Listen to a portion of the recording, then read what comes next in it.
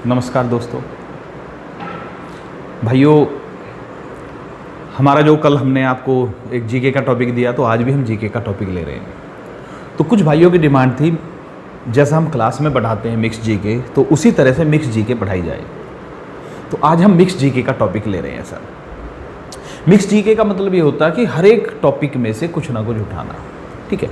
ऐसा नहीं कि भाई एक ही टॉपिक को उठा लिया, वो मिक्स नहीं हो सकता। तो हम अलग अलग जगह से चीज़ों को उठा रहे हैं। तो शुरू करते हैं आज की मिक्स जीके। देखिए सर, तो मिक्स में पहले हम कुछ पुस्तकें और उनके लेखकों के नाम बताते हैं सर। आप भी चेक करना कि आप इनको जानते या नहीं जानते। फिर कुछ वाद्य यंत्रों के बारे में, फिर आगे भी इसी तरह से बहुत सारी चीज़ें हमने, जिससे कि आपको आसानी हो जाए समझने में। तो पहले पुस्तकों की बात करते हैं, पुस्तक और उनके लेखक। तो पहला है पुस्तक यूटोपिया। यूटोपिया के पुस्तक के लेखक है सर थॉमस मूर, ठीक है। सर थॉमस मूर या सर टॉमस मूर भी लिख देते हैं सर, इसको टॉमस मूर भी लिख देते हैं यूटोपिया पुस्तक के लिए। दूसरी पुस्तक है एनिमल फॉर्म। देखिए, आप जानते हैं या नहीं जानते, ये आप भी चेक करते रहें, ठीक है। आपको जो भी चीज़ नहीं मिले उसको नोट करना। तो एनिमल फॉर्म पुस्तक के लेखक है George Orwell.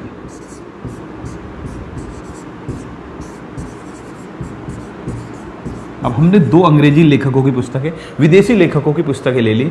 George Orwell, Animal form.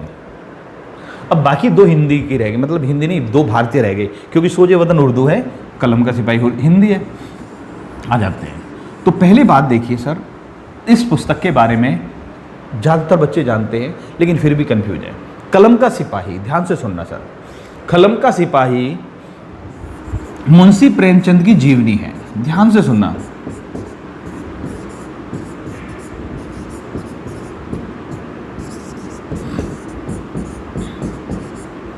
जीवनी यानी बायोग्राफी है, मुंशी प्रेमचंद की जीवनी है, यानी इसमें कलम का सिपाही मुंशी प्रेमचंद को कहा गया था। पूछा जाए कलम का सिपाही किसे कहा जाता है, मुंशी प्रेमचंद को कहा जाता है। कलम का सिपाही किसकी जीवनी है, मुंशी प्रेमचंद की जीवनी है। लेकिन आत्मकथा नहीं है, बायोग्राफी है, ऑटोबायोग्राफी नहीं है। क्योंकि जीवनी कोई और लिखता है और क्या बोलते हैं, आत्मकथा स्वयं लिखी जाती है। तो याद रखना, आत्मकथा नहीं कह रहा मैं, जीवनी कह रहा हूं। अब इसका लेखक कौन है? इसके लेखक हैं मुंशी प्रेमचंद के पुत्र, ठीक है। मुंशी प्रेमचंद के पुत्र ने इसका पुस्तक को लिखा।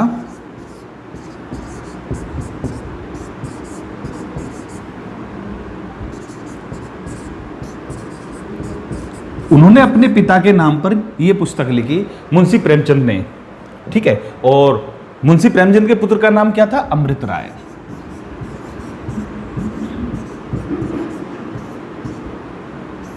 तो अब देखिए कितने तरीके से सवाल बन सकता है। पहली चीज ध्यान से देखना, कलम का सिपाही किसे कहा जाता है? आंसर है मुंशी प्रेमचंद। कलम का सिपाही जीवनी किससे, व्यक्ति से संबंधित है? आंसर है मुंशी प्रेमचंद। कलम का सिपाही पुस्तक किसने लिखी? अमृत राय। ऐसा भी आ सकता है। लेकिन यह भी पूछा जा सकता है, कलम का सिपाही पुस्तक किसके द्वारा लिखी गई? तो मुंशी प्रेमचंद के पुत्र के द्वारा, जिनका नाम अमृत राय था। अभी क्लियर है सर? Okay sir. तो ये यहां तक क्लियर हो गया कि कलम का सिपाही जीवनी है मुंशी प्रेमचंद की। अगली पुस्तक है सोजे वतन। तो पूछ रहा कि सोजे वतन पुस्तक का लेखक कौन है? तो भैया जी देखिए, ये अच्छी पुस्तक है, पूछा जा सकता है क्या, पूछा भी गया है। सोजे वतन पुस्तक मुंशी प्रेमचंद ने लिखी। गबन, गोदान, नमक का दारोगा, करमनासा की हार, इन सभी को तो जानते हैं, लेकिन कई बार कंफ्यूज हो जाते हैं कि सोजे वतन किसने लिखी। तो सोजे वतन के लेखक मुंशी प्रेमचंद थे, ठीक है। आगे बढ़ते हैं सर। तो ये हो गई, हमने कुछ पुस्तकों के बारे में लिखा। कल हमने आपको बताया था भारत में शास्त्रीय नृत्यों के बारे में। तो जब शास्त्रीय नृत्य की बात चलती है तो वाद्य यंत्र यानी म्यूजिकल इंस्ट्रूमेंट, वाद्य यंत्र की बात भी आती है सर। तो वाद्य यंत्र जो होते हैं वो जीके का हिसाब लो या रीजनिंग का लो, हमें मालूम होना चाहिए। अब हम जानते हैं कि भैया वीणा भी वाद्य यंत्र है, ढोलक भी वाद्य यंत्र है, बांसुरी भी वाद्य यंत्र है सर, ठीक है। लेकिन इनमें अंतर क्या है, उस चीज को आपको समझना है, क्योंकि ये जो वाद्य यंत्र का अंतर है ये आपको जीके में भी फायदा देगा और रीजनिंग में भी।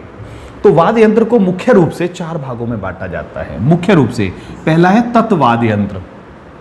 देखिए सर, तत्वाद्य, तत् का मतलब क्या है?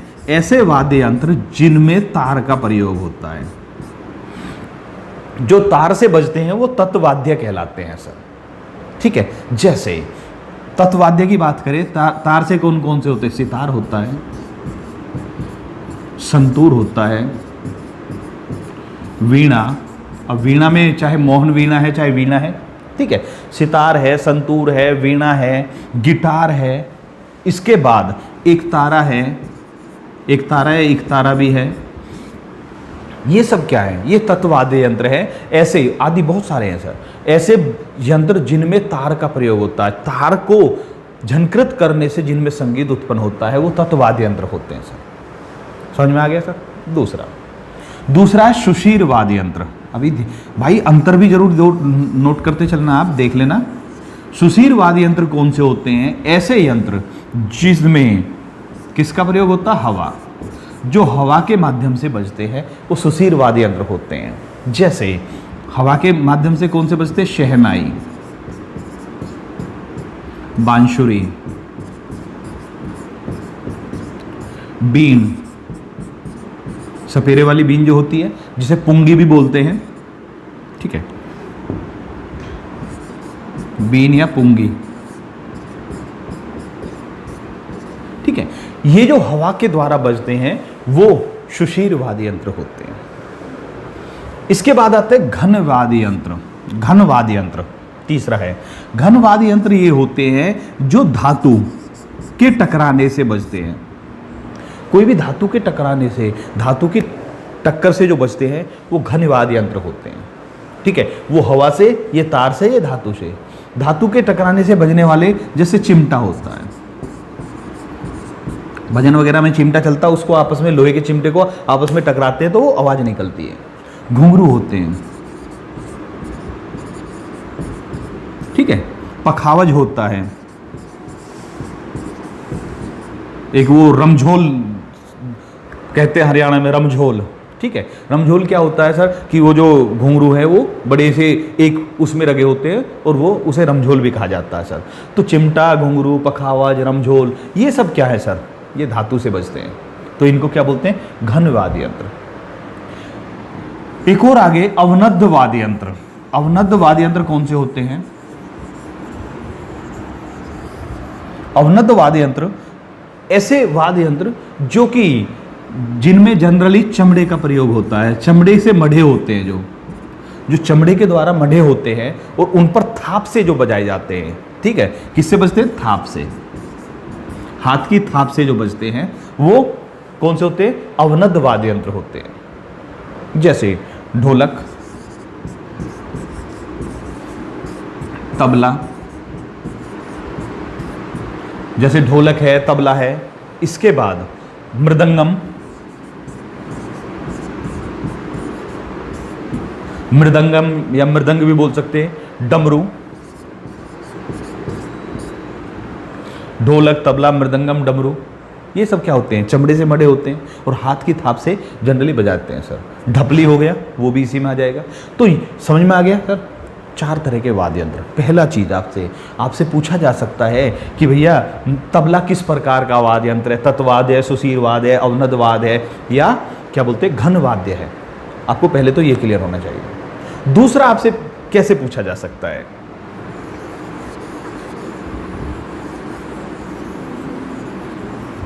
आपसे पूछा जा सकता है कि मान लिया इन्होंने कहा संतूर, बांसुरी, संतूर, बांसुरी, एकतारा और गिटार में बेमेल कौन सा है? ऐसा भी आ जाता है, रीजनिंग में भी आ जाता है। 4 दे दिए, इनमें बेमेल बताओ। आंसर है बांसुरी। क्यों? क्योंकि हवा से और बाकी तार से। इस तरह का भी सवाल बन सकता है सर। तो आपको पूरी जानकारी है तो आप कैसे भी सवाल आए, रीजनिंग में आए चाहे जीके में आए, आप कर सकते हैं। Okay sir. ओके, एक बात और, जो हमारे देश के प्रसिद्ध जो म्यूजिकल इंस्ट्रूमेंट को बजाने वाले व्यक्ति होते हैं, चाहे वो पन्नालाल घोष की बात करें, हरिप्रसाद चौरसिया की बात करें, उस्ताद जाकिर हुसैन की बात करें, ठीक है, इन सभी के बारे में अलग वीडियो होगी, क्योंकि अभी हम मिक्स ले रहे हैं तो मिक्स में ऐसी चीज़ उठा रहे हैं जो जनरली थोड़ा सा कंफ्यूज रहती है, तो कंफ्यूज करते हैं उन चीज़ों को। आ जाते हैं अब यहाँ पर देखिए सर, हमने यहाँ पर लिखा पवनार आश्रम और ऑरविले आश्रम। पवनार आश्रम, पहले बात करते हैं पवनार आश्रम, महाराष्ट्र में पड़ता है। पवनार आश्रम कहाँ पड़ता है? महाराष्ट्र में पड़ता है। और जो सवाल बनता है वो किससे संबंधित है? विनोबा भावे। विनोबा भावे का समाधि स्थल भी कह सकते हो आप इसको। पवनार आश्रम महाराष्ट्र में पड़ता है, विनोबा भावे का समाधि स्थल भी है। और विनोबा भावे कौन थे? विनोबा भावे थे भूदान आंदोलन के जनक। क्या चलाया था इन्होंने? भूदान आंदोलन।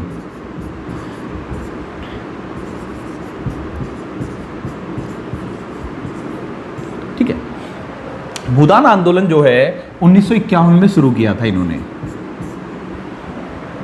भूदान यानी भूमि दान देना। तो जब हमारा देश अंग्रेजों से स्वतंत्र होता है भाई, उस समय हमारे यहाँ पर जमींदारी प्रथा थी बहुत बड़ी, बहुत बड़े बड़े जमींदार थे, इतनी भूमि थी उनके पास कि जिसका वो यूज भी नहीं कर पाते थे। तो विनोबा भावे ने कहा कि भाई हमें एक आंदोलन चलाना, उनसे जो है भूमि को दान में लेकर गरीबों में बांट देना है। तो भूदान आंदोलन चलाया गया। उस समय इन्होंने जो रखा, टारगेट रखा, वो रखा था कि भाई प्रत्येक जमींदार से कहते थे कम से कम 1/6 भाग, कम से कम आप अपनी जमीन का कम से कम 1/6 भाग तो दान दे ही दीजिए। ठीक है।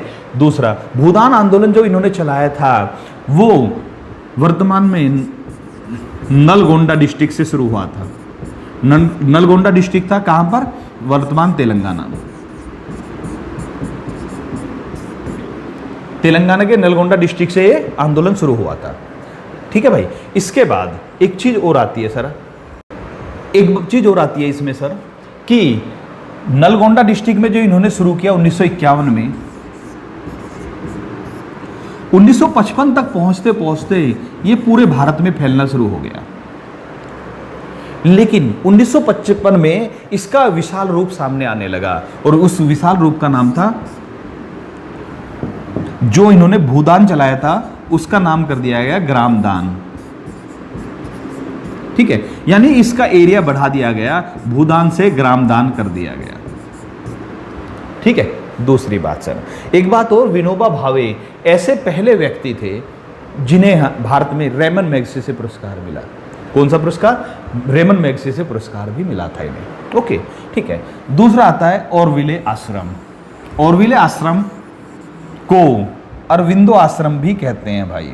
एक मिनट में इसका साइज चेंज कर लेता हूं। ऑरविले आश्रम को अरविंदो आश्रम भी कहते हैं। ठीक है, अरविंदो आश्रम भी कहते हैं। ये अरविंद जो थे, अरविंद घोष जो थे, जो पहले हमारे राष्ट्रीय आंदोलन से जुड़े हुए नेता थे, बाद में वो सन्यासी हो गए थे, उन्होंने बनाया था। किसने? अरविंद घोष ने। अरविंदो आश्रम या ऑरविले आश्रम। और ये कहाँ पड़ता है? पांडिचेरी, जिसे अब पुदुचेरी भी कहते हैं। ठीक है। आध्यात्मिक नेता बन गए थे, आध्यात्मिक गुरु बन गए थे अरविंद घोष, जो पहले राष्ट्रीय आंदोलन से जुड़े हुए थे, और उन्होंने ही ऑरविले आश्रम की स्थापना की थी। ठीक है। अगले पर आते हैं। एक टॉपिक हमने लिखा, भारत का परमाणु परीक्षण। तो ये तो अपने आप में एक टॉपिक है सर। भारत का परमाणु परीक्षण की अगर हम बात करते हैं तो भारत का परमाणु परीक्षण जो था पहली बार 1974 में, 18 मई 1974 को हुआ था, राजस्थान के पोखरण में किया गया। ठीक है। भारत का पहला परमाणु परीक्षण 1974 ईस्वी में राजस्थान के पोखरण में किया गया। उस समय भारत की प्रधानमंत्री थी श्रीमती इंदिरा गांधी। आयरन लेडी कहा जाता है जिन्हें। इंदिरा गांधी के टाइम में 1974 में भारत का पहला परमाणु परीक्षण हुआ पोखरण राजस्थान में। ये जो परीक्षण किया गया तो उस समय भारत ने घोषणा की, जी हम जो परमाणु परीक्षण किया है वो हमने परमाणु बम बनाने के लिए नहीं, शांतिपूर्ण उद्देश्यों के लिए, यानी परमाणु बिजली बनाने के लिए किया है। ठीक है। तो इस परीक्षण को भी गुप्त रूप से किया गया था। और इसका नाम रखा गया था स्माइलिंग बुद्धा। इसका कोड नेम था स्माइलिंग बुद्धा।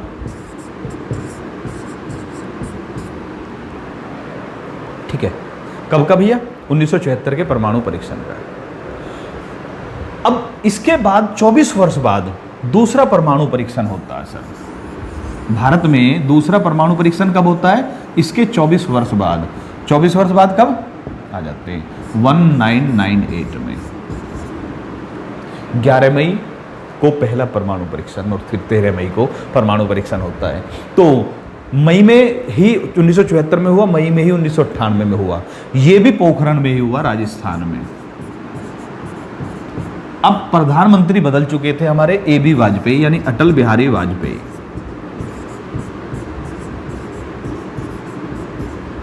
अटल बिहारी वाजपेयी के समय में यह किया गया और इसमें हम जो परमाणु संपन्न घोषित हो गए। लेकिन इस परीक्षण के पश्चात भारत पर बहुत सारे प्रतिबंध लगा दिए गए। जो परमाणु संपन्न देश थे पहले, उन्होंने भारत पर प्रतिबंध लगाए, लेकिन भारत ने कहा जो होगा देखा जाएगा, हमें परमाणु परीक्षण करना था, हम कर चुके हैं सर। ठीक है, एक बात और सर, इसके बाद जब वाजपेयी जी ने ये परमाणु परीक्षण कर दिया तो उन्होंने नारा दिया था जय जवान जय किसान और जय विज्ञान का नारा। परीक्षण के बाद नारा दिया था जय जवान जय किसान जय विज्ञान का नारा दिया गया था अटल बिहारी वाजपेयी द्वारा। इसको जो कोड नेम है उसको स्माइलिंग बुद्धा अगेन या बुद्धा स्माइलिंग अगेन भी कहा जाता है, लेकिन इसका एक नाम और था शक्ति 98। ये भी याद रखना सर, इसका कोड नाम शक्ति 98 भी रखा गया। इससे अलग भी एक और चीज ले लेते हैं हम यहाँ, क्योंकि हमारा उद्देश्य मिक्स जी के है। तो देखिए सर, भारत में परमाणु परीक्षण 1974-1998 में हुआ, लेकिन वर्ल्ड में पहला परमाणु परीक्षण 1945 में हुआ। परमाणु बम की बात नहीं कर रहे, परमाणु परीक्षण की बात कर रहे हैं। किसने किया? यूएसए ने। अमेरिका ने पहला परमाणु परीक्षण 1945 में किया था यूएसए में। अब ये जो था, इसका कोड नाम था ट्रिनिटी।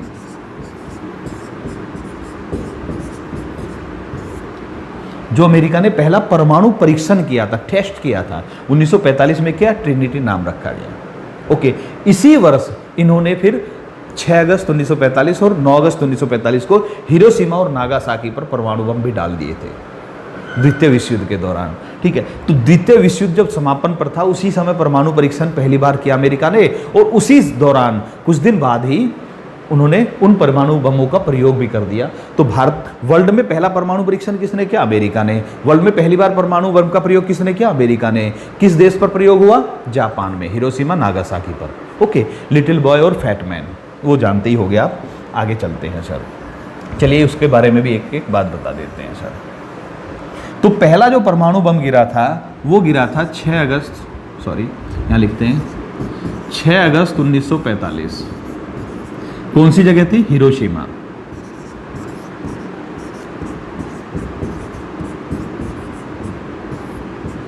हिरोशिमा पर गिराया था, जापान का शहर था हिरोशिमा। इस बम का नाम था लिटिल बॉय।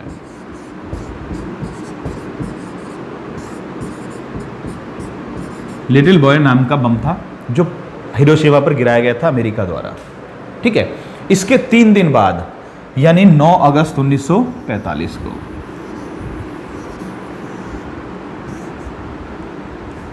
कब भैया? 9 अगस्त 1945 दूसरा परमाणु बम गिराया गया नागासाकी पर। जापान का ही शहर था नागासाकी, और इसका जो कोड नाम था, इस बम का नाम था, वो था फैट मैन। ठीक है, जब जापान के 2 शहर तबाह हो गए, हिरोशिमा और नागासाकी, तो जापान के जो राजा थे उन्होंने कहा कि भैया अब हमें सरेंडर करना है। तो इनकी एक गुप्त मीटिंग होती है, तो उसमें भी हालांकि कुछ ने कहा था नहीं अभी तो हम लड़ेंगे, लेकिन उन्होंने कहा नहीं भाई, 2 शहर तबाह हो चुके हैं, पूरा जापान तबाह हो जाए तो उससे तो अच्छा है कि हमें सरेंडर कर देना चाहिए। तो याद रखना, इस बम के गिरने के 6 दिन बाद 15 अगस्त 1945 को जापान ने आत्मसमर्पण कर दिया, और इस दिन दूसरा विश्व युद्ध समाप्त हो गया।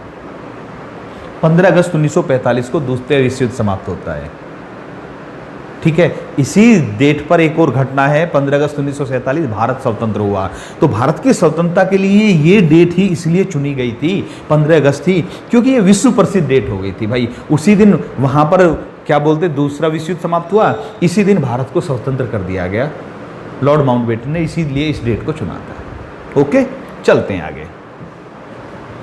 इसके बाद आ जाता है सर, दो चीज और ले लेते हैं हम, भूमि का उदासीनीकरण।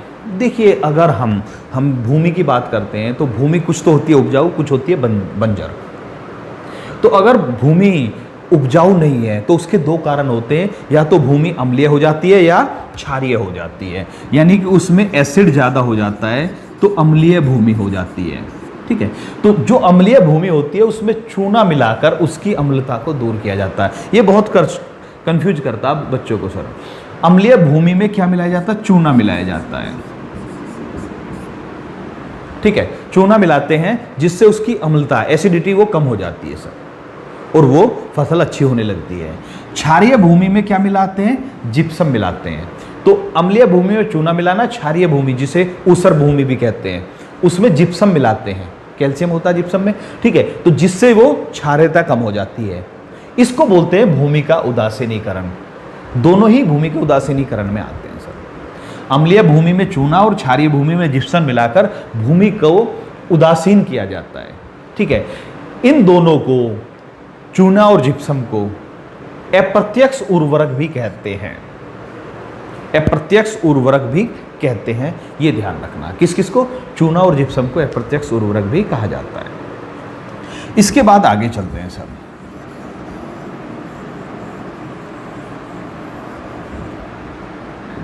हाँ जी, एक समूह होता थैलोफाइटा। ठीक है, हालांकि हम जंतुओं का वर्गीकरण भी बताएंगे आपको, पादपों का वर्गीकरण भी बताएंगे आपको, तो उसमें सारी चीज़ लेकर चलेंगे, लेकिन मिक्स में जो चीज़ अच्छी मिल जाए तो उसको ले लेना चाहिए। थैलोफाइटा, थैलोफाइटा में किस किस का अध्ययन, क्या क्या होते हैं शामिल? तो कवक और शैवाल जो होते हैं वो थैलोफाइटा में होते हैं। ये होते हैं शैवाल, सॉरी, ये होते हैं कवक। ठीक है, तो शैवाल अगर इंग्लिश मीडियम के हैं तो शैवाल को एल्गी बोलते हैं, ALGAE, एल्गी। और कवक को बोलते हैं फंगी, FUNGI।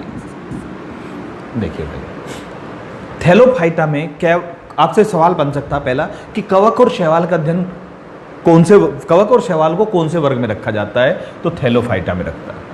थैलोफाइटा में दो चीज़ें, कवक और शैवाल। अब जो शैवाल होते हैं इनको एल्गी बोलते हैं। शैवालों के अध्ययन को एल्गोलॉजी या फाइकोलॉजी कहा जाता है। बहुत इंपॉर्टेंट है, बहुत ही ज़्यादा इंपॉर्टेंट है भाई। शैवाल के अध्ययन को एल्गोलॉजी या फाइकोलॉजी कहा जाता है। ज़्यादातर ये आता है, लेकिन कभी कभार एल्गोलॉजी भी आ जाता है सर। शैवाल के अध्ययन को क्या बोलते हैं? एल्गोलॉजी या फाइकोलॉजी। शैवाल क्या होते हैं? शैवाल जो होते हैं ये हरे रंग के भी हो सकते हैं, नीले रंग के भी हो सकते हैं, कहीं कहीं हल्के से लाल रंग के भी हो सकते हैं। ठीक है, तो नीले या हरे रंग के ज़्यादा होते हैं। हरे रंग के ही मानिए, जैसा आपने क्या हुआ कि पानी भरा हुआ है कहीं पर, तो उसमें काई लग जाती है। हमारे NCR में बोलते हैं, दिल्ली में, कि दिल्ली NCR में काई लग गई है तो हरी सी पपड़ी जम जाती है। जैसे आजकल धान की फसल चल रही है, तो धान की फसल में जब पानी ज़्यादा होता है तो उसमें हरे से रंग की काई जम गई है, वो शैवाल होता है।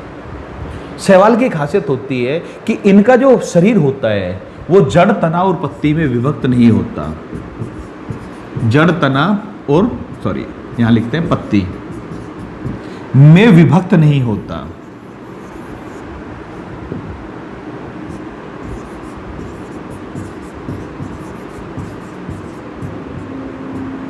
विभक्त नहीं, याद रखना, विभक्त नहीं होता।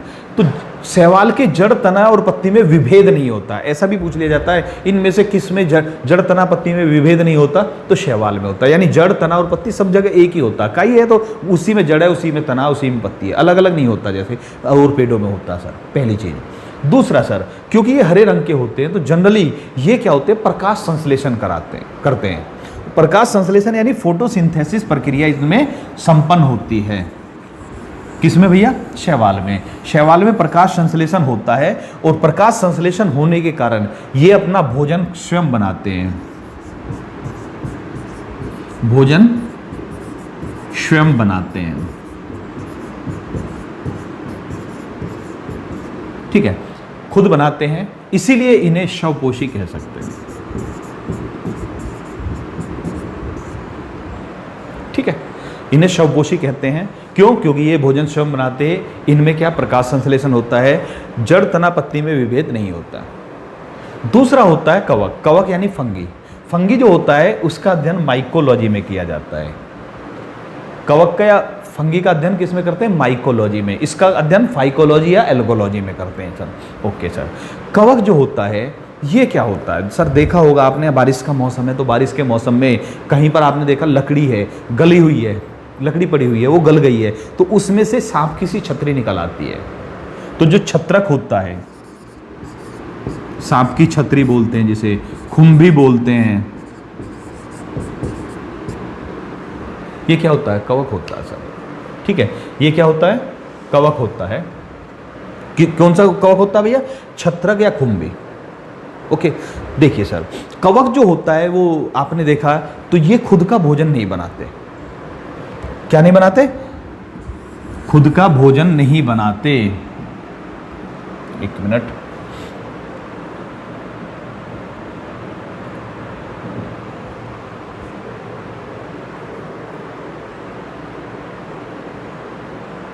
हाँ जी, चलो ऐसे ही बताते हैं। तो कवक खुद का भोजन नहीं बनाते, तो इसलिए ये क्या होते हैं? परपोषी कह सकते हो आप इनको। ठीक है, इनको परपोषी कह सकते हो हम कवक को। दूसरी बात, ये इनको मृतोपजीवी कहा जाता है। परजीवी या मृतोपजीवी? परजीवी भी कह सकते हो, परपोषी कह सकते हो, मृतोपजीवी। मृतोपजीवी का मतलब क्या होता है उसको समझिए सर। मृत मतलब डेड, उन पर आश्रित है। अभी देखिए, जो जैसे मैंने बताया अभी लकड़ी है सर, बारिश में लकड़ी पड़ी हुई है कहीं पर, तो जो लकड़ी है वो कभी पेड़ थी और पेड़ को सजीव माना जाता है। ठीक है, अब उस पे के ऊपर कवक निकल कर आएगा। ठीक, जब वो कवक निकल कर आएगा तो वो अपना पोषण कहाँ से ले रहा है? उस लकड़ी से, और लकड़ी क्या है? मृत है, इसलिए इन्हें मृतोपजीवी कहा जाता है। ठीक है, कोई दिक्कत तो नहीं? फिर से देखिए, शैवाल क्या है? शैवाल स्वपोषी है, जड़ तना पत्ती में विभक्त नहीं होते। कवक क्या है? कवक जो होते हैं परपोषी होते हैं या मृतोपजीवी होते हैं सर। ठीक है, यहां तक कोई दिक्कत नहीं, ये भी क्लियर हो गया आपके। इसके बाद एक और चलते हैं सर हम। हाँ जी, जो मशरूम होता है ये क्या होता है? मशरूम, जिसके आजकल सब्जी वगैरह भी चलती है सर। तो मशरूम जो होता है वो कवक होता है। ये जो सांप की छतरी होती है ये मशरूम ही होती है। लेकिन भाई ध्यान रखना, ऐसा नहीं कि आपके आसपास में कहीं पर जो है मशरूम उगाया उसकी सब्जी बना ले, ऐसा मत करना। क्योंकि ये जो मशरूम की किस्म होती है, सांप की जो छतरी बोलते हैं, जिसको हम छत्रक बोलते हैं, खुम्भी बोलते हैं, ये जो होता है कुछ जहरीले भी होते हैं सर, ये ध्यान रखना। तो थोड़ा ये ऐसा नहीं कि हर जो छत्रक है उसकी सब्जी बनाई जा सकती है, ऐसा नहीं होता। तो मशरूम कवक होता है सर। ठीक है, आगे बढ़ते हैं सर। हाँ जी, मिक्स में ही है तो एक दो सवाल ले लेते हैं मिक्स से टाइप में ही, जो कंफ्यूज करते हैं सर।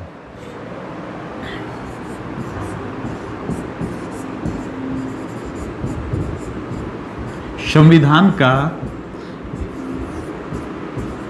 हृदय और आत्मा।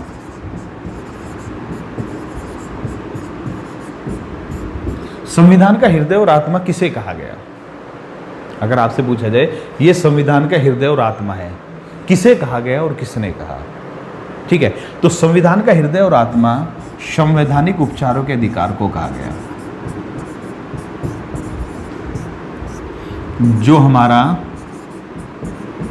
संवैधानिक उपचारों का अधिकार हमारे मौलिक अधिकारों के अंदर आता है, ये संवैधानिक उपचारों का अधिकार।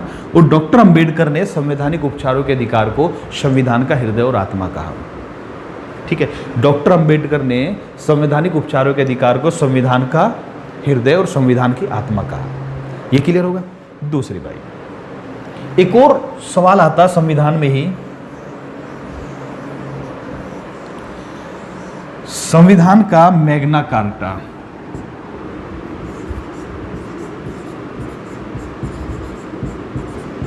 संविधान का मैग्ना कार्टा किसे कहा जाता है? तो मौलिक अधिकारों को, भाग 3 को, भाग 3 में क्या है? मौलिक अधिकार।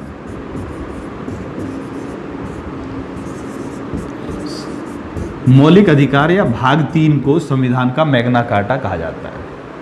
ठीक है, तो संविधान का मैग्ना कार्टा, भाग 3 मौलिक अधिकार, संविधान के हृदय और आत्मा, संवैधानिक उपचारों का अधिकार। एक और ले लेते हैं सर यहां पर हम,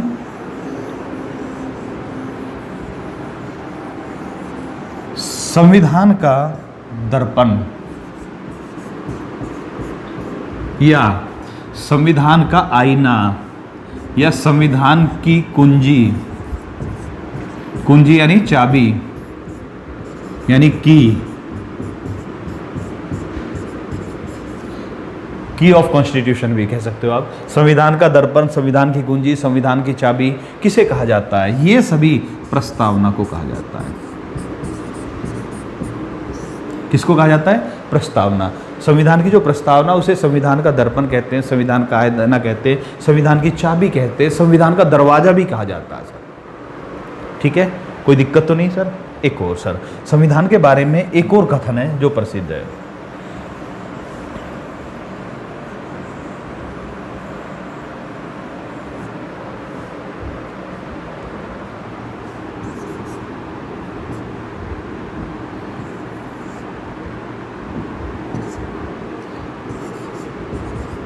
यह ऐसा चेक है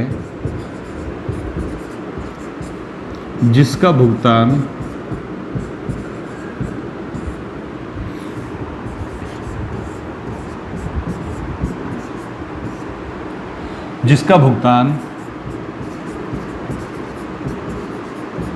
बैंक की सुविधा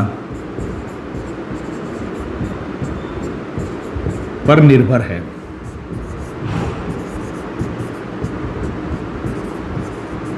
यह कहा गया कि यह ऐसा चेक है जिसका भुगतान बैंक की सुविधा पर निर्भर है, यानी कि बैंक चाहे तो उस चेक का भुगतान कर दे, बैंक चाहे तो ना करे। किसके बारे में कहा? तो नीति निर्देशक तत्वों के बारे में। किसके बारे में कहा जाता है? नीति निर्देशक तत्व। किसने कहा?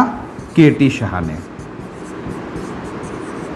तो केटी शाह ने कहा था कि नीति निर्देशक तत्व ऐसे चेक हैं जिनका भुगतान बैंक की सुविधा पर डिपेंड करता है। बैंक चाहे तो उनका भुगतान करे, बैंक चाहे तो ना करे। ठीक है भाई, किसने? केटी शाह ने नीति निर्देशक तत्व। ये संविधान के बारे में भी कुछ था सर। तो अभी हमने अलग अलग जगह से मिक्स उठाया सर, ये आपकी डिमांड पर था सर। आगे भी ऐसे मिक्स लेते रहेंगे हम, क्योंकि मिक्स में कई सारी चीज़ें कवर हो जाती हैं जो टॉपिक में नहीं हो पाती है। ठीक है, तो आज की वीडियो में हम इतना ही रखते हैं भाई। अगली वीडियो में आपसे फिर मिलते हैं। धन्यवाद भाइयों, जय हिंद।